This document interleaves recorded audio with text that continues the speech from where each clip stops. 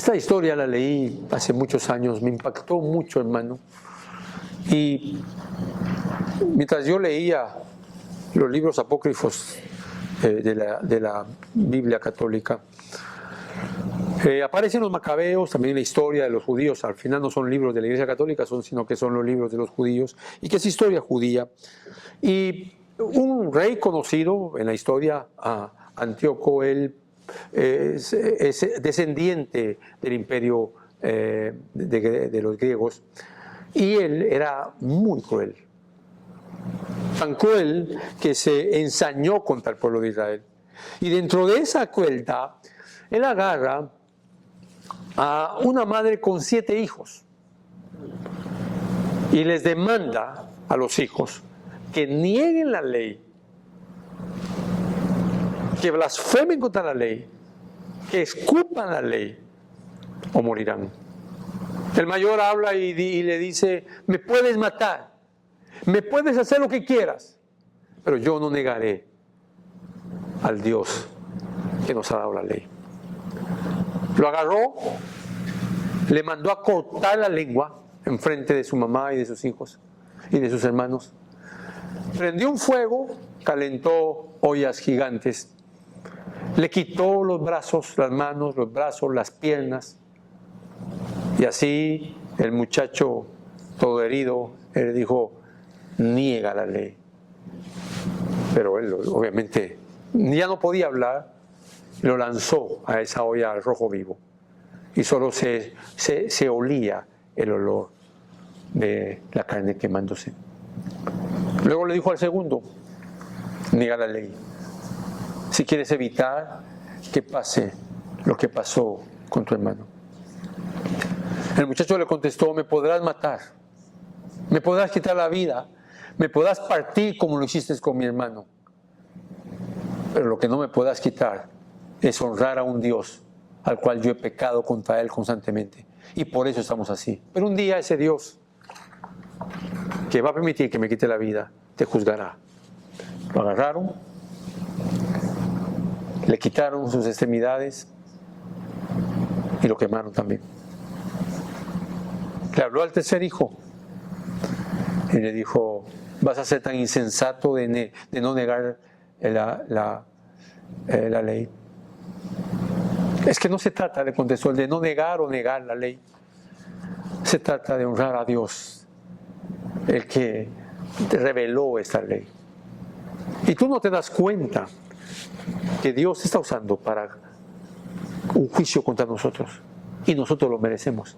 Pero un día el Dios que te da esa autoridad también te va a juzgar a ti. Murió quemado igual que sus 3 hermanos. Y así lo fue haciendo uno por uno, hasta llegar al 7º. Y al 7º le dijo: te daré riquezas, te daré un nombre y te daré un lugar en mi imperio donde tú podrás tomar autoridad. Solo niega esa ley. Y le dijo a la madre: convéncelo de que lo haga. Y la madre se hincó ante ese joven y le habló en arameo y le dijo: no lo hagas, hijo. Honra al Dios que nos ha perdonado siempre. Hónralo. Y mira a tus hermanos. No te preocupes por mí. Mientras que la madre le estaba diciendo eso, el hijo gritó: jamás negaré yo a mi Dios y su palabra. Porque a pesar de que somos pecadores, Él nos ha dado de su gracia, de su amor. Lo tomaron, lo despedazaron, lo quemaron. Y por último, mataron a su madre. Esta realidad, esta historia real, hermano, solo nos ilustra a nosotros cómo una persona vive cuando la palabra de Dios ha impactado su vida. El problema de esta generación es que vive como quiera, vive como se le da la gana. El pecado ha deformado tanto a la gente que los hombres han dejado de ser lo que la Biblia dice, y las mujeres han dejado de ser lo que la Biblia demanda de una mujer. Los padres han perdido su posición en el hogar y las madres también. El mundo exalta el amor de la madre y la Biblia exalta el amor de Dios. No exalta el amor de un padre y de una madre, sino que el amor de Dios. El amor ha sido deformado. La verdad, su verdad la han deformado por mentira. Sus caracteres, el carácter del hombre y de la mujer se han deformado. Pero lo terrible de esta locura y confusión en el mundo que vivimos es que la iglesia que debía de sostener la verdad de Dios se ha deformado. Y se dice cualquier cosa desde un púlpito. Hoy, en vez de pastores, hay payasos sobre el púlpito queriendo ganar gente. Jesús predicó para mucha gente para que no entendiera. Y esto es precisamente, exactamente, hermano, lo que nuestro texto dice. Nuestro texto habla y comienza con esta verdad: solamente compórtense de una manera digna del Evangelio de Cristo. Esos 7 jóvenes no conocían a Cristo, pero conocían a Dios y vivieron dignamente, y por eso pudieron morir dignamente. Nadie podrá morir por Cristo si no ha vivido para Cristo. Y en nuestro texto hay 3 acciones que te enseñan, hermano, a vivir dignamente del Evangelio. Que es lo que Pablo está diciendo: solamente compórtense de una manera digna del Evangelio de Cristo. Tiene esa preposición posesiva: es el Evangelio de Cristo. 3 aspectos vamos a ver: permanece, pelea y persevera. Permanece, pelea y persevera. ¿Por qué? Porque es lo que dice el texto. El texto, Pablo demanda 3 cosas: que los creyentes vivan dignamente. ¿Cómo? Permaneciendo, peleando y perseverando. Y vamos entonces a entrar en su primer punto en el versículo 27, la primera parte. En el versículo 27 dice de la siguiente manera: solamente comportaos de una manera digna del Evangelio. Ahí me detengo. Aquí está la idea central de estos 3 versículos, o 4 versículos, 27, 28, 29 y 30. Aquí encontramos, hermano, esta palabra comportarse, compórtense, o vivan, podría ser también así, pero también podría leerse solamente vivan de una manera digna del Evangelio de Cristo. Se podría traducir la palabra como comportarse y como vivir. Esta palabra, hermano, vivir, aparece, o comportarse, aparece una sola vez en este texto. Y luego aparece en Hechos. Solo 2 veces aparece en el Nuevo Testamento. Y en Hechos, lo que hace Lucas es usar esta palabra para hablar de cómo vivía Pablo. El creyente no es un hombre o una mujer que viene a la iglesia a escuchar un sermón. El creyente no es aquel que agarra la guitarra y toca y canta, o aquel que predica, o aquel que está sirviendo, o aquel que está dormido en la iglesia. El creyente es aquel que vive dignamente del Evangelio del Señor Jesucristo. Hay un modelo, hermano. El modelo es Cristo, y hay miles de hombres y mujeres que han dejado ese legado a través de su vida. Muchos mártires, muchos hombres mostrando el poder del Evangelio. Así que el único uso de este verbo es eso: vivir, comportarse con dignidad. El verbo tiene el sentido de conducir la vida, de vivir, de llevar la vida de esa manera. Para que lo vea con claridad, por favor, hermano, acompáñenme a Hechos capítulo 23, 1. Hechos 23, 1. Y esto Pablo lo dice después de haber hablado de los sufrimientos que él estaba teniendo preso. Así que hay un respaldo vivencial de Pablo donde Él les está diciendo a ellos, ustedes saben quién soy yo, ustedes saben cómo vivo yo, ustedes saben de mis padecimientos, pero ustedes también conocen que he modelado una vida digna del Evangelio. Es lo que Pablo les está diciendo. Y Hechos 23:1, entonces Pablo, mirando fijamente al concilio, dijo, hermanos, hasta este día, escuche esto, yo he vivido delante de Dios con una conciencia perfectamente limpia. Aquí utiliza este mismo verbo. Yo, ustedes saben, son testigos, está diciendo Pablo, que yo he vivido delante de ustedes con una conciencia limpia. En otras palabras, no tienen nada de qué acusarme. Ni ustedes, ni mi familia, ni mi esposa, ni mis hijos. Ya me va a decir usted, pero hermano, si Pablo no tenía hijos. Pero le estoy dando un ejemplo que si los hubiera tenido, también ellos hubieran dado testimonio de él. Hay un testimonio que todo creyente debe tener. Incluso esta palabra, comportarse, también la traducen en algunas versiones, al ver la suya, como ciudadanía o ciudadano. Y lo que está diciendo es vivir como un ciudadano de Roma, vivir como un ciudadano de Grecia, pero en este caso vivir como un ciudadano del cielo. ¿Se imagina usted a un ángel bajar a la tierra con un peinado punk, color pink, bailando rap?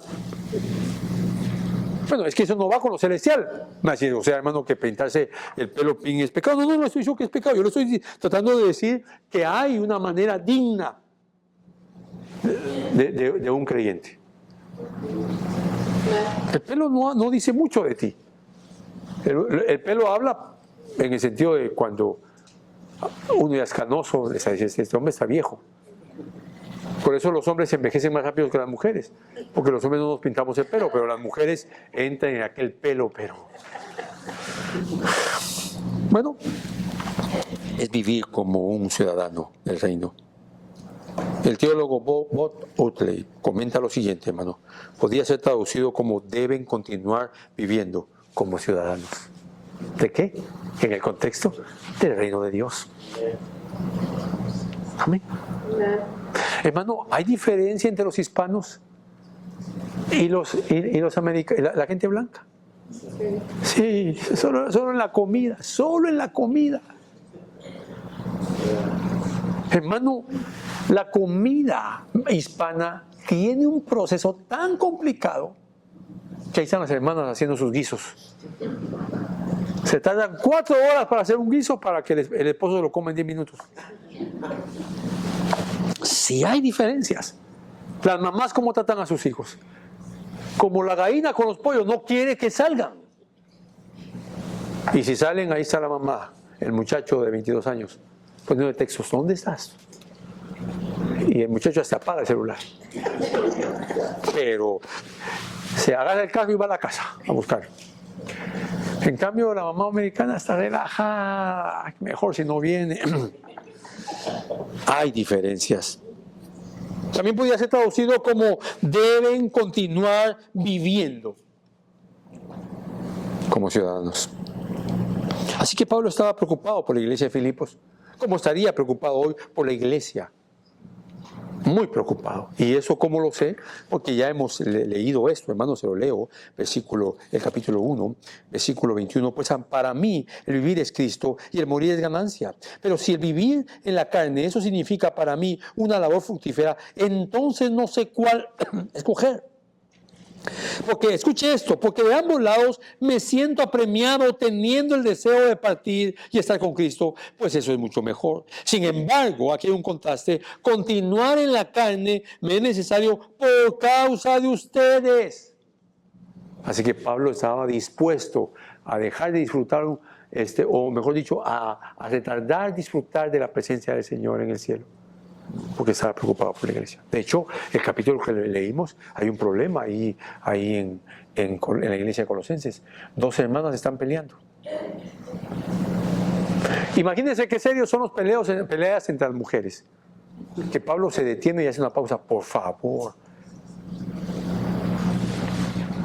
Evodia, por favor, sentí que tranquilícense, reconcíliense.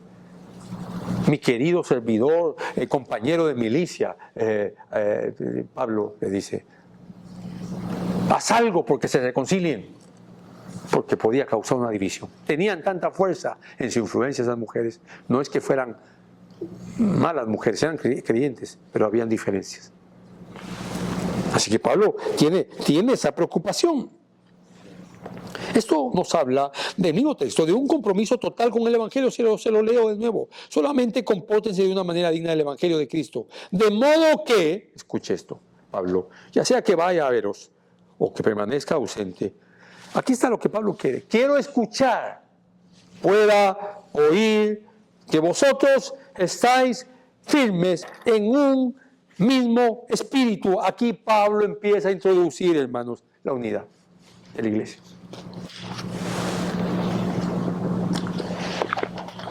Y usted me va a entender bien esto. Usted tiene que entender con claridad esto. De hecho, cuando uno lee esto, él quiere escuchar que ellos están firmes. Y luego explicamos lo otro. Firmeza es el compromiso cristiano, hermano. Firmeza es un tema principal en el Nuevo Testamento, en medio de tanta confusión que había en ese momento, del sufrimiento, de la persecución, de las tribulaciones. El creyente debe y debía en ese momento y ahora también vivir estas cosas en su caminar. Ese verbo firme señala, hermano, estar de pie, mantenerse de pie a pesar de todo lo que está pasando. Porque si hoy volteamos a ver a las iglesias evangélicas, mire, ya ni siquiera se habla de la iglesia católica.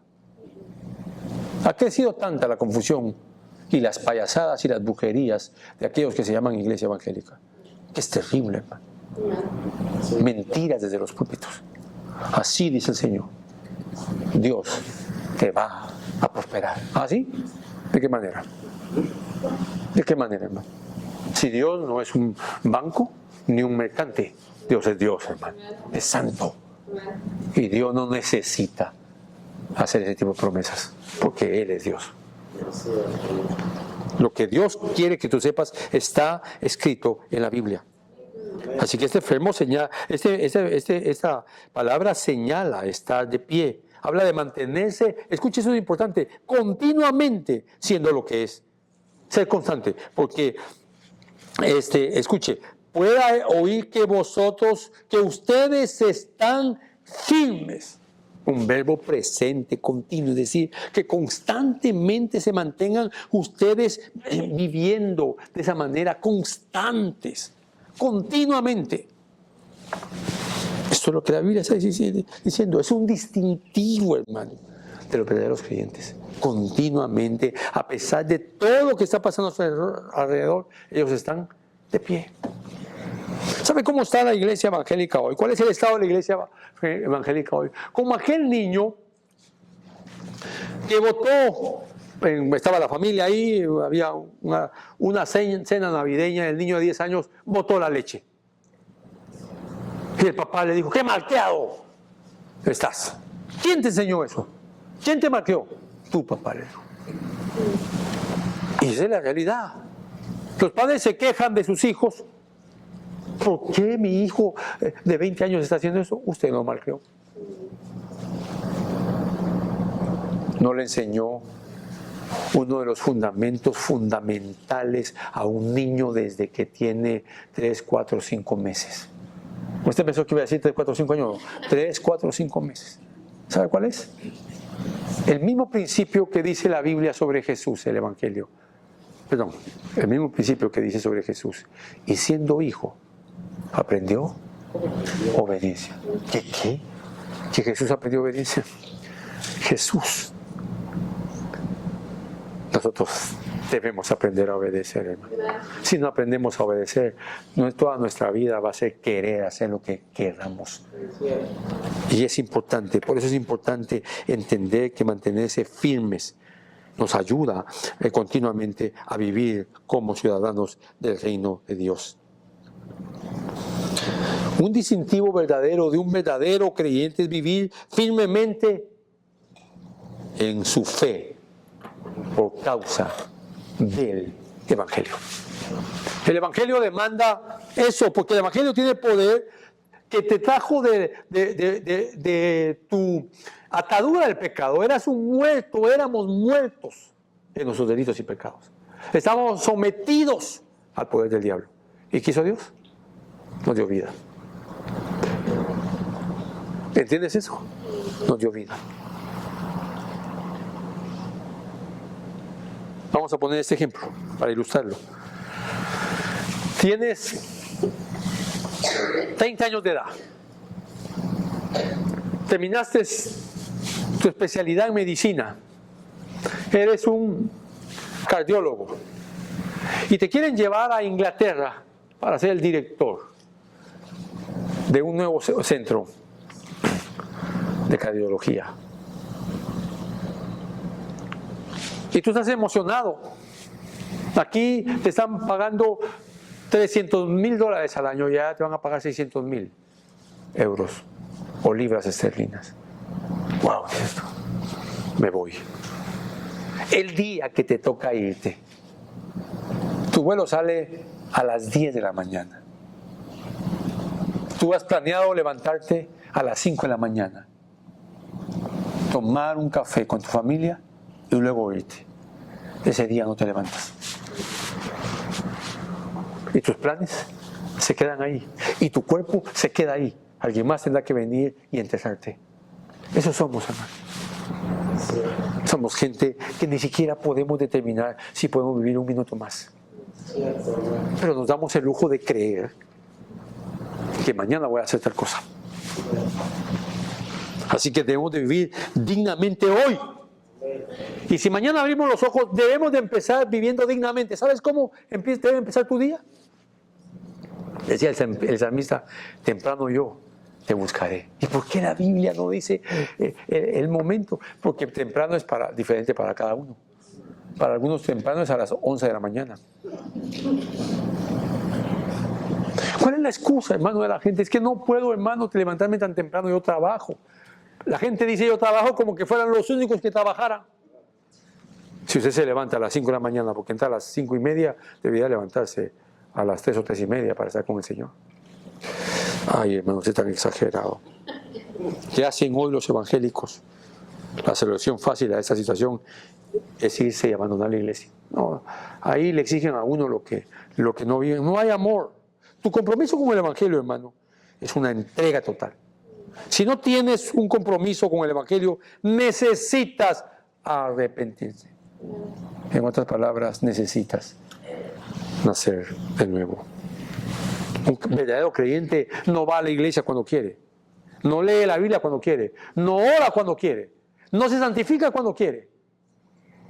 Un verdadero creyente está sometido a la palabra, al Espíritu Santo, a la iglesia, a su familia. Y esto nos lleva a una pregunta. Entonces, ¿cómo puedes mantenerte firme? Bueno, nuestro segundo punto la responde. Porque hemos hablado de que nuestro primer punto es permanecer firme. Y por eso nuestro primer punto es permanecer. Pero ¿qué dice el texto? Que permanezcamos firmes. Y entonces eso surge esa pregunta. ¿Cómo? ¿Cómo puedo permanecer firme? El mismo texto lo dice. El mismo texto 27, que tiene nuestro segundo punto. Solamente confortados de una manera digna del Evangelio de Cristo, y me adelanto un poco, para que pueda oír que vosotros estáis firmes en un mismo espíritu. Y luego dice, eso habla de unidad. No le hablo de la unidad porque en el siguiente capítulo Pablo introduce la unidad. Y ahí vamos a regresar a este pasaje. Pero dos cosas quiero oír Pablo. La primera es que ustedes estén firmes. Y la segunda es que peleen unánimes por la fe del Evangelio. Ahora, obviamente le tengo que explicar esto, hermano. Porque cuando la gente escucha esto, que estén firmes por la fe del Evangelio, piensan en ese momento en que conocieron a Cristo. Pero aquí Pablo está hablando de la fe, de las doctrinas del Evangelio, de las doctrinas de la palabra, de las doctrinas de la gracia,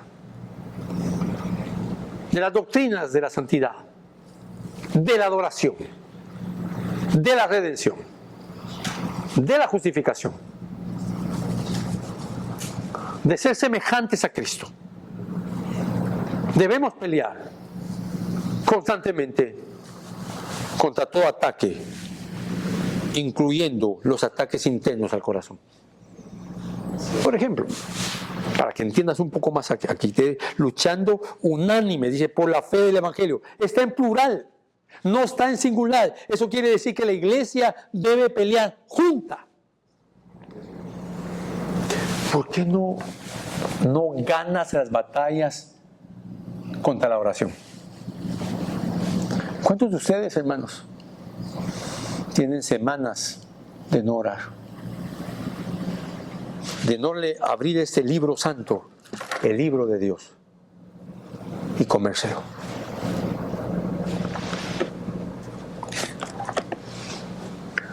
¿Por qué me miras así como que?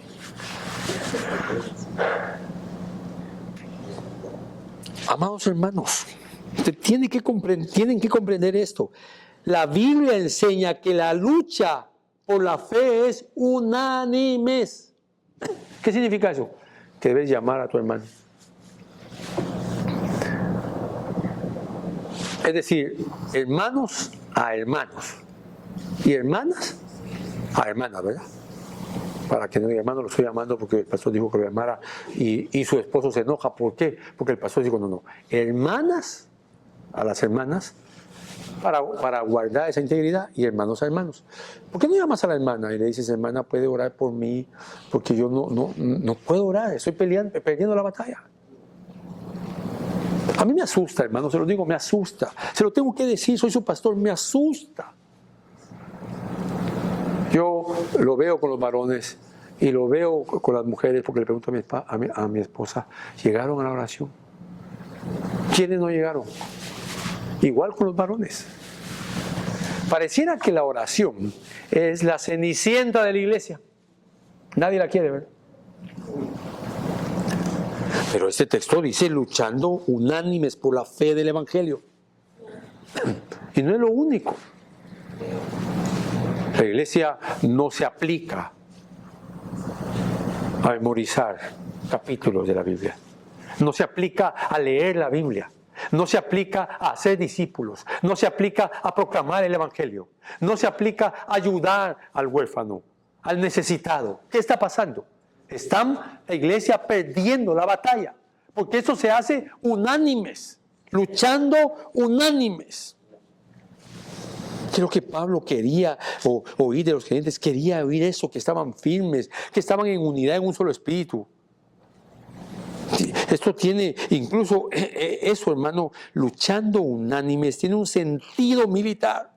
Se usaba en los ejércitos de Roma, cuando habla de unidad. Es mantenerse juntos. Cuando dice que vosotros estéis firmes en un mismo espíritu, una palabra militar de los ejércitos romanos y griegos. Vamos a ganar la victoria juntos. ¿Qué hacemos nosotros? ¿Nos sentimos? Las hermanas la batichica, que solita resuelve las cosas. Y los hermanos el hombre araña, que creen que pueden andar ellos por donde quieren.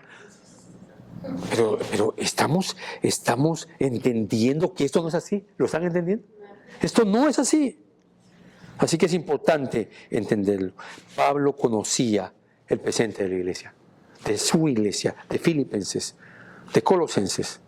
Su deseo, inspirado por Dios, se ve aquí. Él expresa la manifestación de firmeza en unidad. Él sabía los conflictos que habían en la iglesia. Así que es importante esto. Pero como les repito, no quiero seguir detenido en la unidad, porque voy a abordar ese tema cuando lleguemos al texto. Pero también debemos de combatir juntos por el Evangelio. ¿Y ese Evangelio de quién es? De Cristo. Si insultan a su mamá, ¿usted qué hace? ¿Le aplaude al que insulta a su mamá? Si insultan a su esposo, ¿qué hace? Ahí sí le aplaude, ¿verdad? Si insultan a su esposa, ¿qué hace? A sus hijos. Imagínense que su tía, su hermana le diga: qué feo te salió tu hijo. ¿Se ríe? Te salió como toda tu cara. Bueno, eso entonces no salió feo, le dice. Es decir, las batallas del creyente se libran, hermano, unánimes por la fe del Evangelio. Esto significa una unidad en Cristo, un mismo espíritu.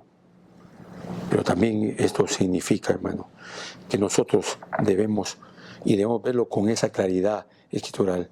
Debemos de luchar por un objetivo. ¿Cuál es? La fe del Evangelio. Que no tiene temor, que juntos peleen por esa fe que hoy tanto se ataca. Nosotros somos los radicales. Las iglesias bíblicas somos los radicales, los arrogantes, los que solo libros son. Pero no es eso, hermano. Nosotros somos tan necesitados como todos los demás. La diferencia está en que el Señor nos ha abierto los ojos. Así que levántate de ese lugar donde estás, mi querido hermano. Levántate y pelea valientemente, constantemente, unidos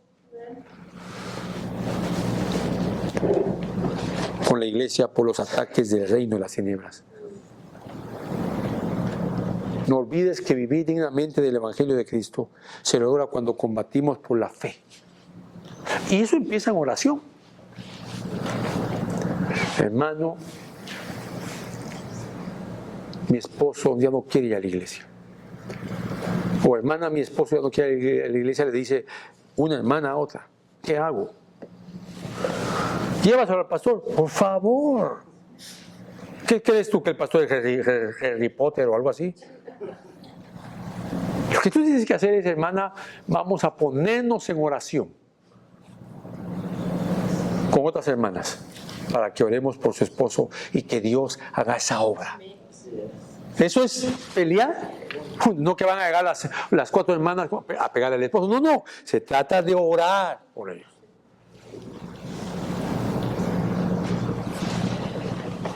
Yo conocí a una hermana, esposa de pastor. Y un día llegó a la oficina con el pastor. Y me dijo: hermano, gracias por su tiempo. Me dijo ella: quiero decirle que mi esposo fuma. Incluso antes de que pidiera predicar, está con su cigarrito de afuera. Hermano, ¿y por qué hace eso? Pero déjeme decirle algo, hermano. Quiero decirle que mi esposa me pega con la escoba. Y a ella no hubo necesidad de preguntarle por qué lo hacía. Hermano, yo agarro la escoba para pegarle a este desgraciado que se pone a fumar y es pastor. ¿Usted cree que así se ganan las batallas de la fe? Agarrando a escobazos al esposo o viceversa. Hay una forma tan absurda, tan antibíblica de querer arreglar las cosas. Usted no cambia a un hijo porque lo agarra a patadas. Ni siquiera lo voy a agarrar a patadas. Esa no es la manera. Hay armas espirituales, la oración, la disciplina de la palabra, es decir, hablarle con la palabra, la exhortación de la palabra al hijo, porque llega un momento en que usted debe reconocer que ese hijo posiblemente no ha nacido de nuevo y las cosas no se arreglan ni con gritos ni con golpes, sino orando al Señor. Te corregiré, dice la Biblia, Dios hablándole a Israel, te corregiré, escuche esto, te corregiré con la vara de mi boca. Entonces, una de las correcciones más poderosas es la palabra de Dios. Amén. La Biblia dice. Hemos entonces observado que vivir dignamente del Evangelio tiene que ver con permanecer firme. Lo segundo es pelear juntos. Y por último, hermano, en el versículo 29 al 30, es perseverar. Uno es permanecer. Estar de pie. Pase lo que pase, hay que estar de pie. Pelear unánimes. Necesitamos a los hermanos. Usted necesita a los hermanos. Hermana, usted que se cree o que cree que es súper espiritual, usted también necesita a las hermanas. No se aleje. Entonces, este es el punto. Entonces, nos habla de la sustancia de la fe que vence ese temor. Y entonces Pablo dice en el versículo 28, hay una dignidad en el sufrimiento, hermano. De ninguna manera estén atemorizados por sus adversarios, los cuales es señal de bendición para ellos, pero de salvación para ustedes. Y esto, nuestras versiones, muchas dicen de Dios. Pero la escritura del griego tampoco tiene el verbo, pero demanda que se ponga. Esto de Dios es. Es como cuando a usted le preguntan ¿cómo se llama? Y usted dice, bueno, yo me llamo. Usted, ¿cómo se llama? Y usted solo dice Carlos. Su respuesta es correcta. Pero se sobreentiende que si lo escribe o lo va a poner de una manera más estructurada, usted va a poner él, el reportero. Cuando le pregunté cómo se llama, me dijo, yo me llamo Carlos. Pero él solo respondió Carlos, porque eso ya se explica. Igual aquí. Y esto es de Dios. Los filipenses, como la mayoría de la mayoría de los creyentes en las iglesias en aquel tiempo, estaban rodeados de enemigos, hermano, que luchaban contra ellos para impedir la propagación del evangelio, sobre todo el judaísmo. Hoy estamos rodeados de enemigos que están engañando a la gente que esto es el evangelio, controlados por hombres que se dicen pastores, gobernados por mujeres. Y en la Biblia, hermanos amados, no hay un solo versículo que apruebe a la mujer como pastora. Es más, cuando dan los requisitos del pastor, 1 Timoteo 2, Tito, siempre habla en términos masculinos. El hombre de Dios, el obispo en masculino. Es más, si Dios hubiera querido que alguna mujer estuviera un liderazgo en la iglesia, por lo menos le hubiera inspirado algún libro de la Biblia. Los 66 libros de la Biblia, escritos por 40 hombres, todos fueron hombres. Eso no lo decido yo, eso no me lo estoy inventando yo, eso lo dice la Biblia. Se requiere que el obispo, que el pastor, que el anciano sea marido de una sola mujer. Ahí era el momento de que Dios pusiera. Y se requiere que la mujer sea esposa de un solo hombre. Ah, no, pero es que Dios no sabía que luego, no, como que no sabía. Luego dice el siguiente párrafo, a las diaconisas, diáconos y diaconisas, ahí se incluye a las mujeres. Así que está muy claro. Amén. ¿Por qué habla sobre esto en este texto, hermano? Porque es parte de la lucha de nuestra, a favor de nuestra fe. La doctrina sana. ¿Sabe qué dijo el profeta Jeremías a Israel?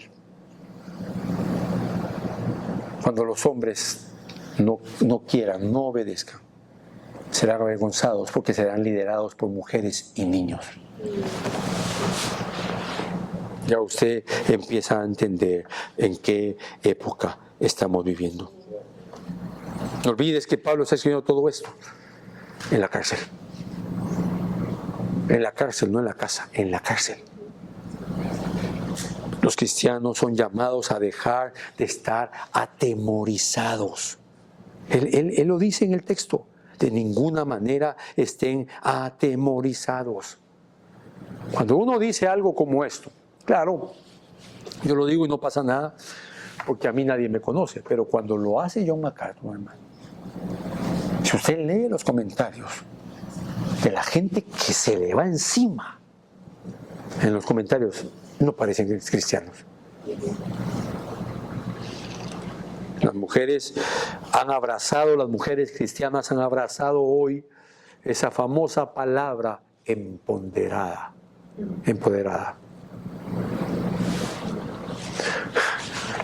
Lo único que te puede empoderar, hermano, es el Espíritu Santo. A ti te llamaron a ser llena del Espíritu Santo, como también al varón. te llamaron a competir con el varón, ni al hombre con la mujer. Así que hay que hacerlo. La palabra atemorizado es usada, hermano, para referirse a un caballo, o era usada en tiempo de Pablo, que se sobresaltaba y se asustaba ante algo inesperado. Y Pablo le está diciendo a ellos, no se asusten. Esto me han visto a mí y a los apóstoles y al Señor Jesucristo cómo sufren por causa del Evangelio. Así que no se asusten, no se asusten.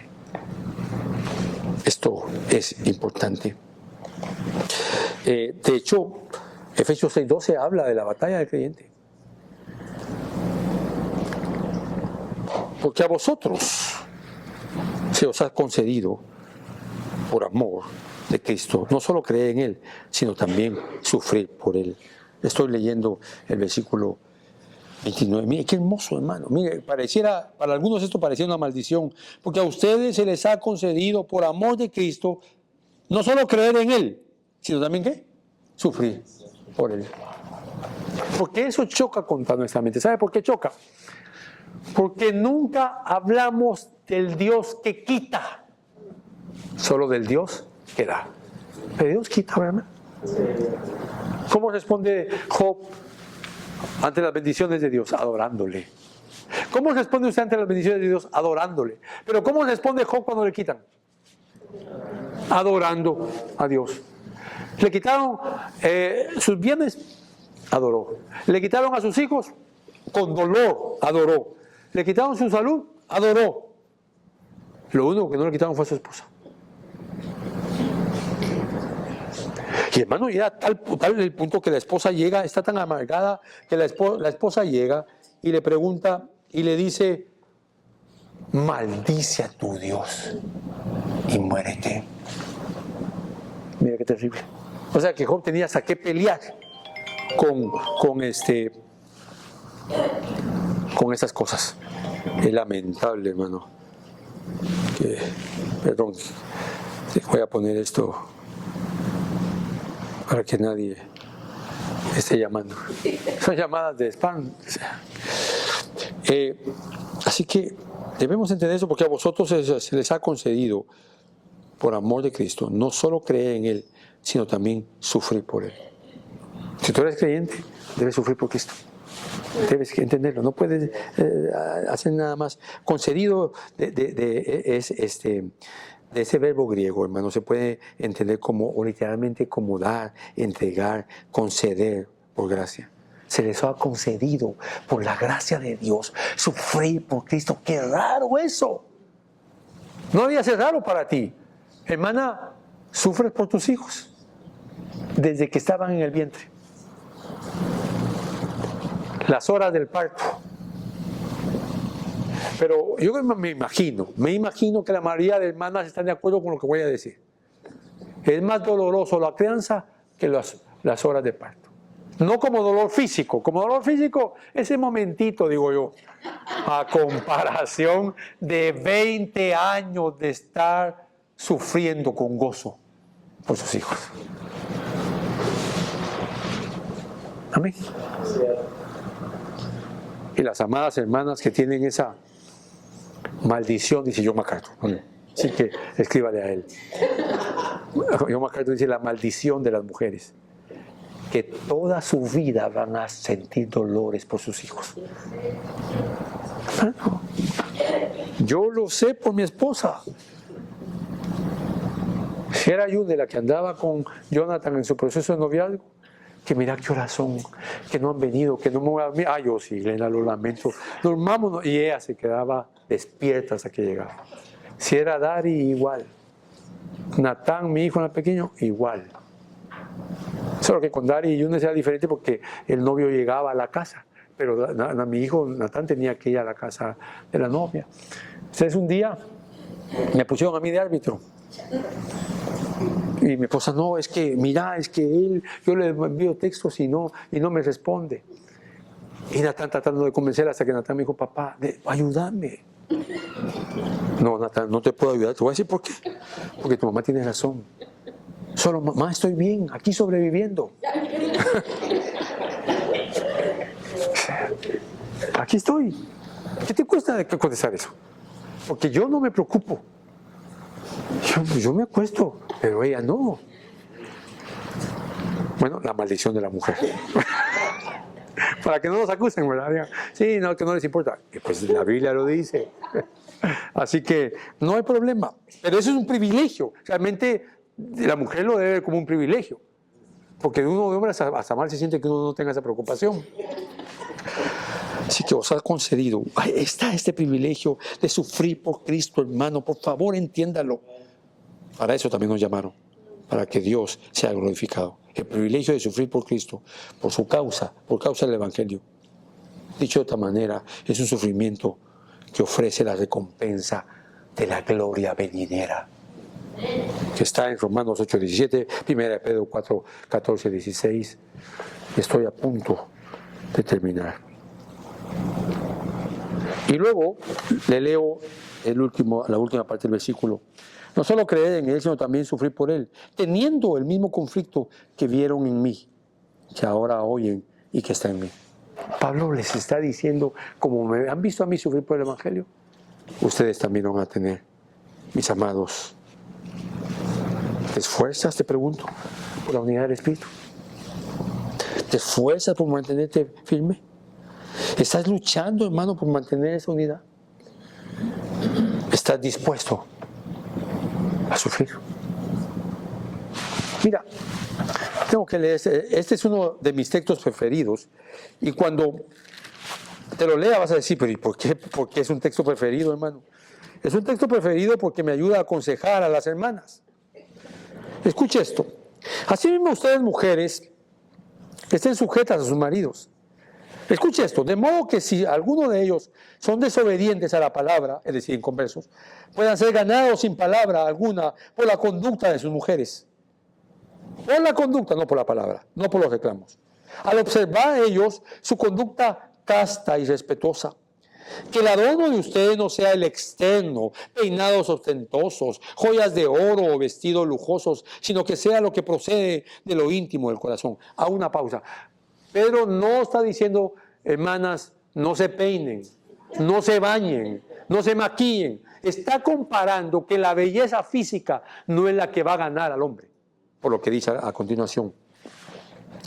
Que el adorno de ustedes sea el externo, no sea el externo, peinados ostentosos, joyas de oro, vestidos lujosos, sino que sea lo que procede de lo íntimo del corazón, con el adorno incorruptible de un espíritu tierno y sereno, lo cual es precioso delante de Dios. Porque así también se adornaron en otro tiempo las santas mujeres que esperaban en Dios. ¿Qué están diciendo? Que estas mujeres entendieron que muchas veces debían de sufrir, pero que no iban a cambiar las cosas por el aspecto físico, sino con la boca callada, con un corazón hermoso, embellecido, con una actitud correcta. Y esto es lo que nosotros tenemos que entender. Debemos de vivir dignamente del Evangelio. Así que permanece de pie, permanece firme, persevera, pelea, hermano, en unidad, lado a lado. Pelea constantemente por la fe del Evangelio. Y persevera. Persevera, hermano. Como lo hemos leído. ¿Qué vas a hacer? Si tú estás aquí y todo esto te parece raro, necesitas a Cristo, hermano. Necesitas nacer de nuevo. Tú no eres cristiano porque tú dices ser cristiano. Un cristiano es un cristiano porque la obra de Dios transformó su vida y lo sacó del reino de las tinieblas y lo trajo al reino de la luz. Tú eres cristiano porque tú tenías un corazón atado, hundido en el pecado, y Dios agarró ese corazón pecaminoso y lo convirtió en un corazón santo. ¿Cómo sabes que eso pasó? Porque tus afectos se dirigen a la santidad. Pero si no se dirigen tus afectos a la santidad, tus afectos o sentimientos, emociones se dirigen al pecado. Un cristiano no es cristiano porque se dice cristiano, sale de la iglesia y lo que menos hace es meditar en la palabra que escuchó. Algunos salen de la iglesia y se van a meter a una discoteca. Otros salen de la iglesia y se van a meter a un ring de pelea donde el esposo y la esposa se ponen a pelear. ¿Eres creyente o no? Eso marca la diferencia. Si no puedes vivir dignamente del Evangelio, corre a Cristo, hermano. No aquí en el corredor, en tu casa. Corre a un cuarto, arrodíllate, dile: Señor, por favor, cambia mi corazón. Este corazón de piedra, conviértelo en un corazón de carne. Esta mente entenebrecida por las tinieblas, que la luz venga sobre mí. Y si tú eres creyente, vive dignamente. Que todos se den cuenta. Que todo lo que tienes, en todo lo que tienes, glorifica al Señor. Oremos, hermano.